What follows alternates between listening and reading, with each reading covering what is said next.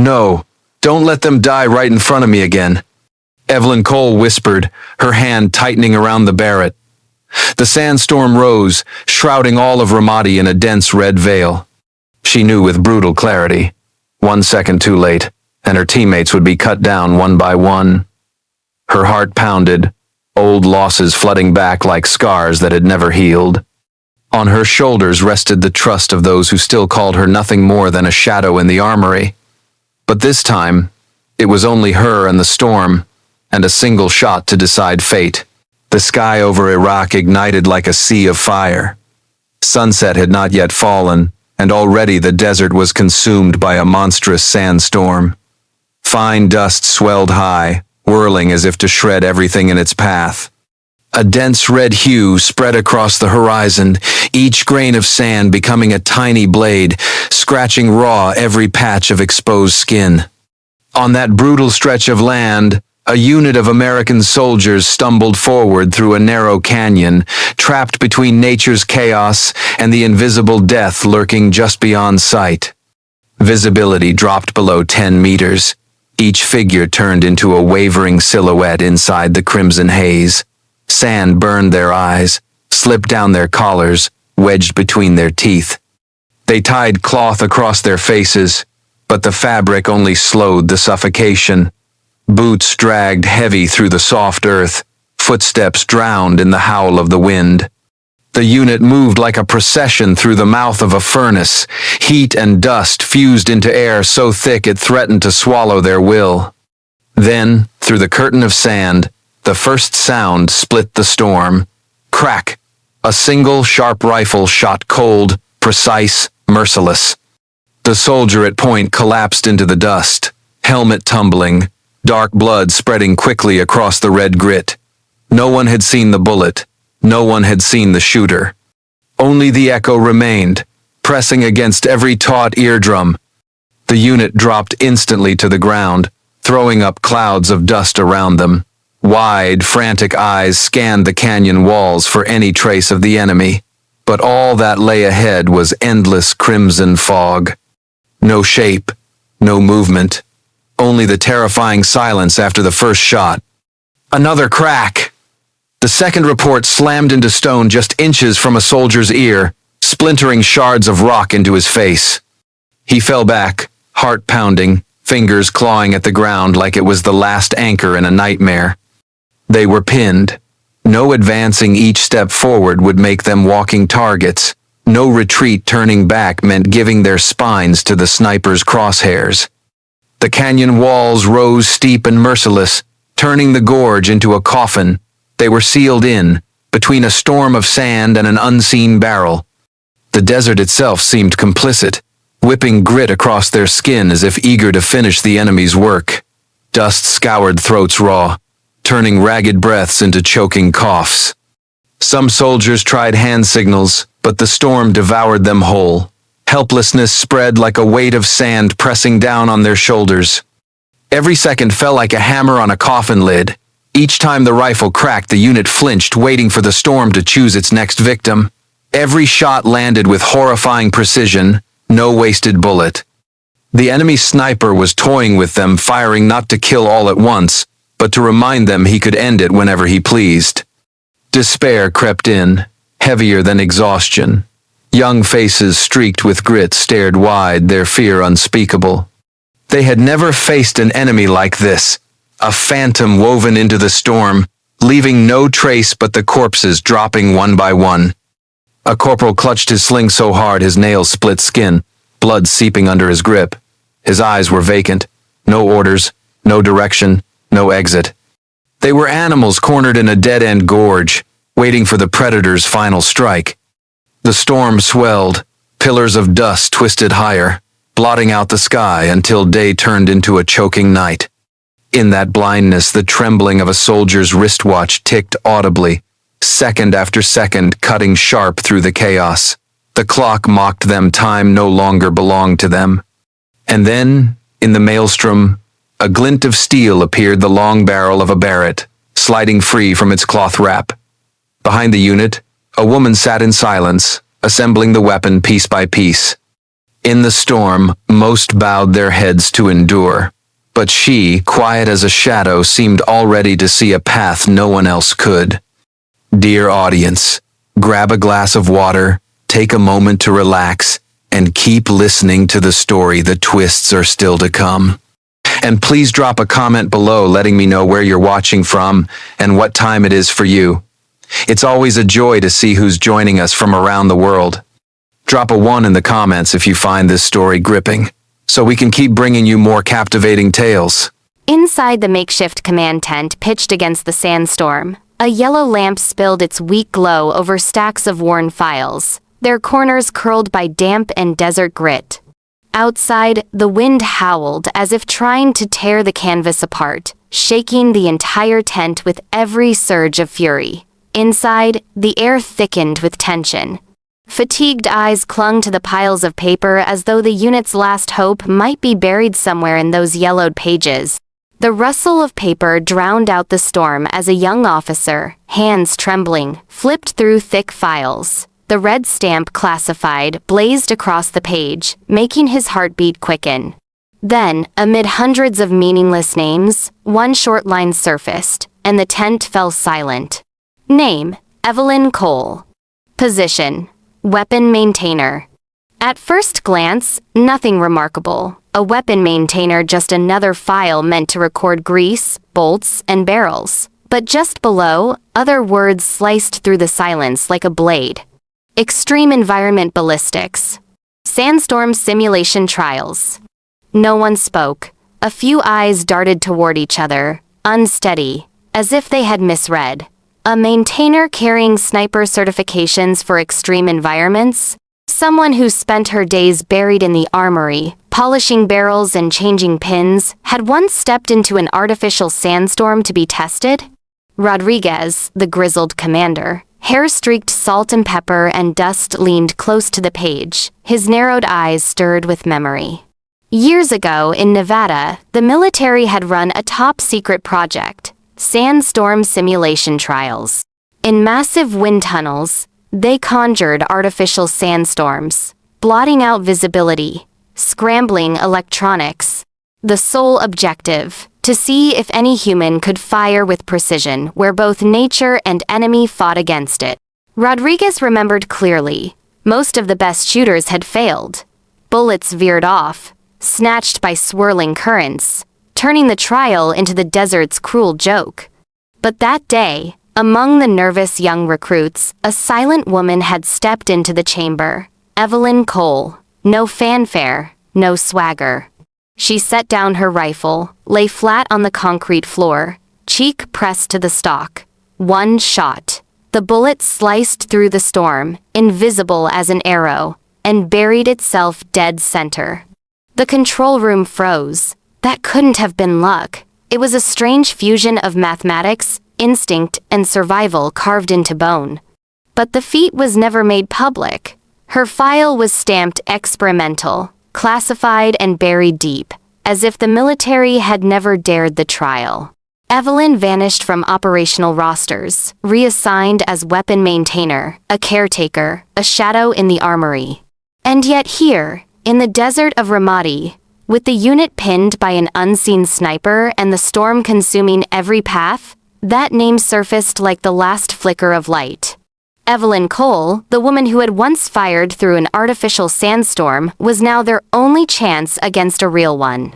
The tent hung in silence. A young officer opened his mouth, but Rodriguez raised a hand to stop him. He slammed the file down on the table, sending dust swirling into the lamplight. No further explanation was needed. Those certifications spoke louder than words. No one was granted sandstorm simulation for wiping oil off rifles. Gradually, every gaze in the room turned toward the corner, where Evelyn sat motionless. Same familiar posture, clothes dusted with grit, fingers clutching her oily rag. No one could read her eyes, but all understood. The past had forced open its door, dragging out a secret buried too long. The truth stood undeniable. This forgotten file had become the key to their survival. Outside, the storm screamed, cloaking the enemy sniper, Inside, the memory of Nevada reawakened. Why had a buried victory resurfaced now at the very moment fate demanded it? A sharp metallic snap cut through the tense silence as the ruler was dropped onto the map, sprawled across a folding table. The yellow lamp cast restless shadows, tracing the crooked lines that marked Ramadi's labyrinth of canyons. A single straight line stretched from the unit's assumed position to the building where the enemy sniper was hidden. At the map's edge, the number appeared: 3,200 meters. The air in the tent thickened. Outside, the storm still howled, flinging clouds of grit through the seams of canvas, but no one paid attention. Every gaze was locked on that number.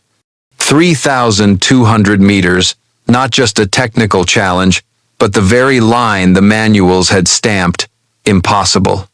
A seasoned officer frowned, tapping his pen against the paper, as if to hammer home the futility. In a sandstorm, even military radar was blind, infrared displays reduced to static. Human eyesight meant nothing. Each gust hurled billions of grains sideways, enough to nudge a bullet off course in a heartbeat. A deviation of 0.1 degrees so small it sounded laughable at 3,200 meters meant the shot would miss by yards and the mission would dissolve into failure.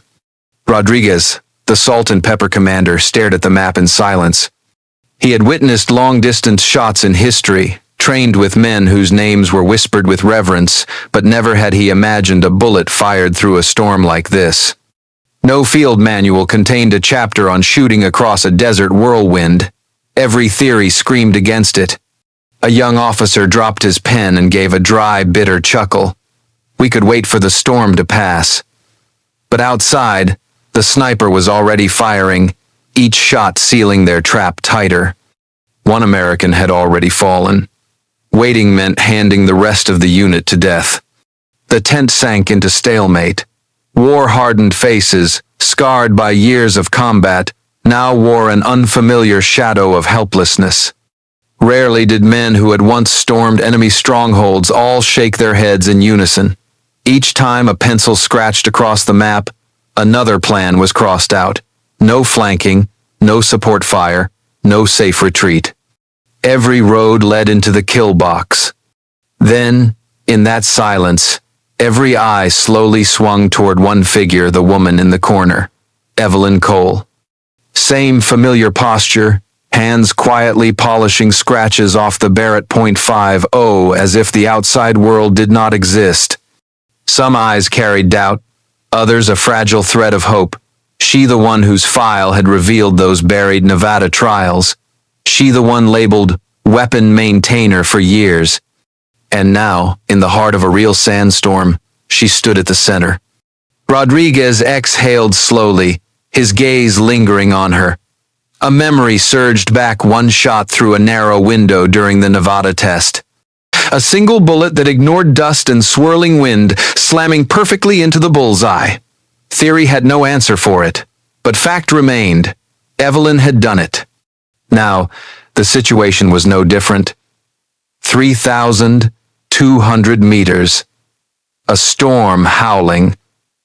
No technological aid. A number at which every head shook. Yet if anyone had ever defied impossible, it was her.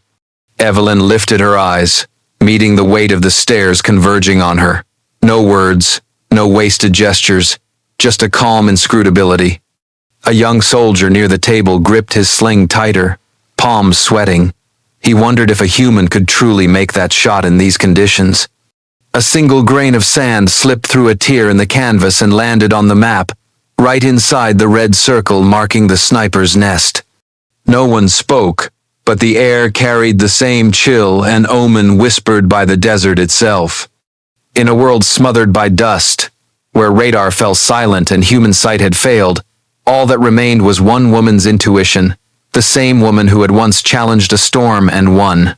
A sudden gust ripped the tent flap open, and sand poured in like an invisible wave. Papers scattered into the air, officers cursed under their breath, scrambling to pin down the map.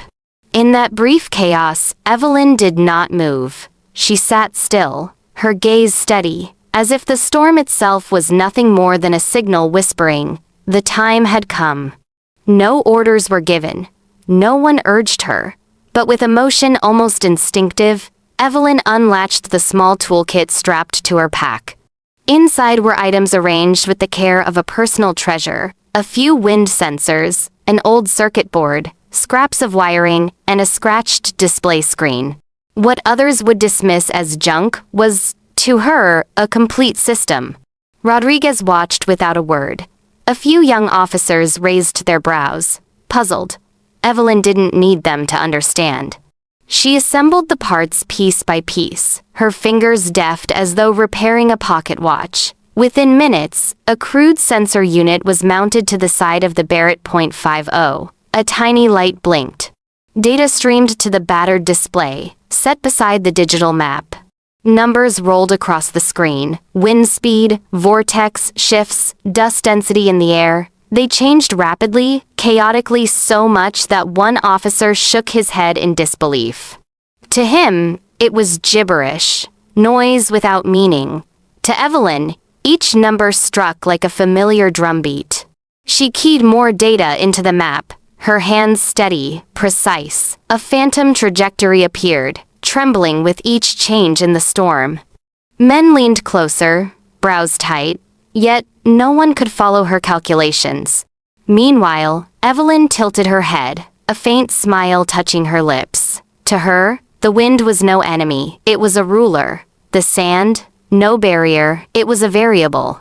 She had lived in it, trained in it, let her body memorize it as reflex. Back in Nevada, inside that man-made storm, others had walked away shaking their heads. She had lain down, face stung by grit, salt on her lips, sweat mixing with dust. What they called impossible, she heard as music chaotic, layered, demanding to be read. Now, Rodriguez caught himself thinking, was this the first time he had seen science and instinct fuse so seamlessly? Evelyn wasn't fighting the storm. She was reading it, like a conductor guiding the unruly symphony of nature. Her hands rested on the Barrett, the cold steel warmed under her skin like a living thing. She adjusted the scope, one click at a time, each tick echoing sharp in the hushed tent. Around her, soldiers held their breath, frozen in place. She selected a single round, an armor-piercing type, designed to hold its course better through turbulent air. She rolled it lightly in her palm, as if speaking with the metal itself. A few soldiers exchanged looks, faint amusement in their eyes, as if to say, "She's odd," but none dared laugh aloud. Outside, the enemy sniper fired again. A round slammed against the tent wall, dirt and dust erupting. The unit flinched, bodies recoiling, but Evelyn remained still. She adjusted her scope another notch, murmuring figures in her mind. Wind speed 26 miles per hour, vortex drift 4 degrees, dust density up 3%. Numbers became breath, then heartbeat.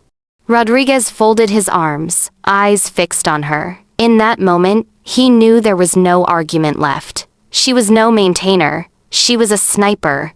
A sniper who had stepped out from the shadows of classified files.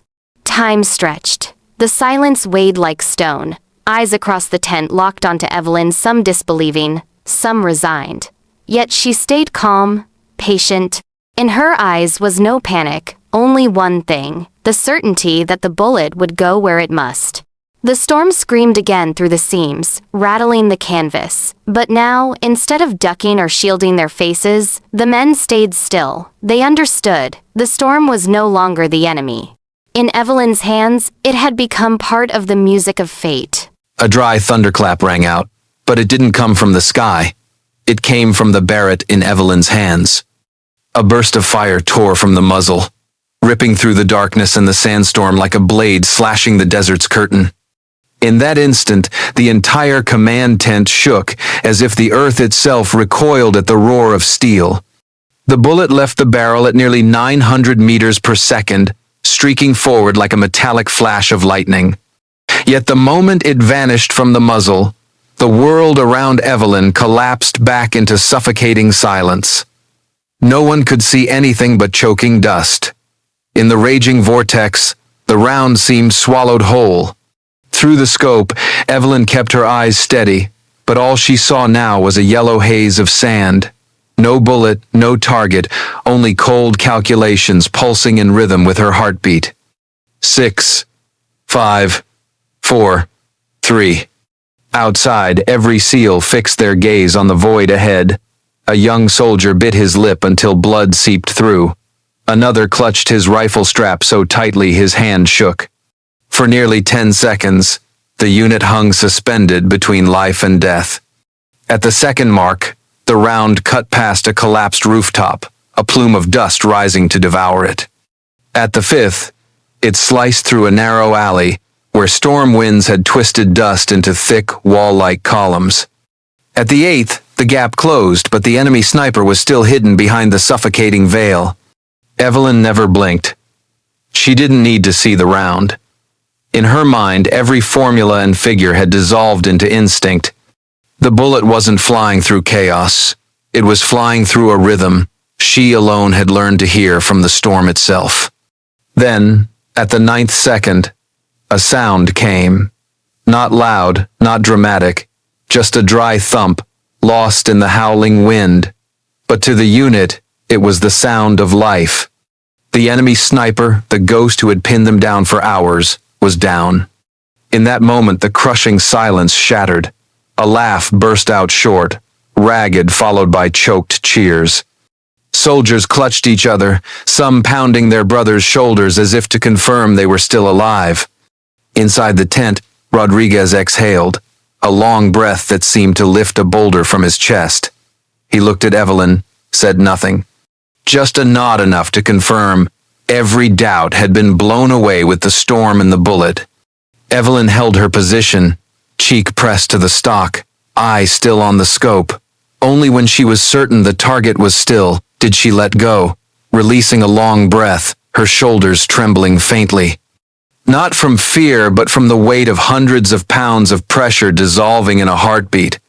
Outside, the path was open. The unit once trapped in the canyon could move again. No more rounds snapping past their ears. No more death hanging overhead. They advanced through the swirling sand, but this time with a new conviction that even inside the storm, someone could chart a way through.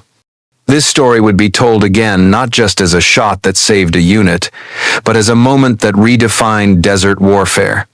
One bullet, through the unseeable, forcing strategists to ask, was this the beginning of a new doctrine, desert storm sniping? The urgent cable left Ramadi like a blinding spark tearing through the defense network, racing to Washington faster than the bullet that once cut through the desert winds. On the Pentagon screen, the words appeared chillingly brief. Confirmed, 3,200-meter sandstorm. In the windowless underground room, fluorescent lights washed over crisp uniforms. Dozens of eyes locked on the report. Silence reigned, broken only by the phantom heartbeat in each chest. That number 3,200 meters wasn't unfamiliar. It had appeared in scattered trials, in forgotten notes from Nevada, but paired with the word sandstorm, never. An old general slammed his coffee down, droplets splattering like an exclamation mark on the absurdity of it. Another leaned back, letting out a short laugh, half mocking, half nervous. Just luck, he muttered, though his eyes wavered, because they all knew. War doesn't record luck, only cold, hard truth. Electronic screens lit up, displaying Ramadi's maps. A simulated trajectory curved across nearly 10 seconds through the storm. Ballistics engineers crowded whiteboards with formulas, graphs, and arrows. They fed in data: dust, density, vortex, speed, air pressure. Computers crunched non-stop, but the results only blurred the picture further. Equations explained part of it, but a gap remained, a gap only human intuition could fill. A young scientist whispered, "It's not mathematics, it's instinct." The words hit like a jolt, freezing the room. For the first time, in the hearts of men who had trusted formulas, absolutely, flickered an admission. Even in modern war, instinct had a place. Debates erupted. Some generals scoffed one shot could never found a doctrine. Others slammed fists on tables, insisting this was the turning point that demanded study. Words ricocheted around the sealed room like fragments of shrapnel. But when evidence piled up, satellite images, ballistic readings, eyewitness reports, the cynical laughter dissolved. No denial remained. A new term slowly appeared on the glowing board: Desert Storm Sniping Doctrine. No longer theory. It became a written line, formalizing the moment Evelyn pulled the trigger inside the storm. Through thick, carpeted corridors, news spread fast. At Fort Benning, the sacred ground of American snipers, classrooms swelled with recruits. Instructors replayed the shot on 3D projection. The bullet leaving the barrel, vanishing into sand, striking its target with staggering precision. They taught not just equations, but hammered home. This is a lesson in instinct, in courage. In the moment, a human being surpasses every limit. Meanwhile, in Ramadi, Evelyn sat in the armory, wiping her rifle with the same old rag. No reporters, no ceremony. Only the smell of cold steel, the soft rasp of cloth, and a steady gaze. For her, it was just part of the job, but halfway across the world, her name had already entered history, even if no one dared speak it aloud. Morning in Ramadi. Pale sunlight filtered through the fine dust still hanging after the sandstorm. The base slowly returned to its rhythm. Trucks revving, guards changing shifts, radio antennas crackling. But in one small corner, everything remained strangely quiet. Evelyn sat in the armory as if no miracle had ever taken place. On the table lay the familiar oil rag, the Barrett resting still, and her hands carefully wiping away each speck of lingering dust. No medals awaited, no cameras aimed her way, only the cold steel glinting under a dim yellow light, as if the rifle itself knew how to keep secrets. For Evelyn, this wasn't about preserving a legend.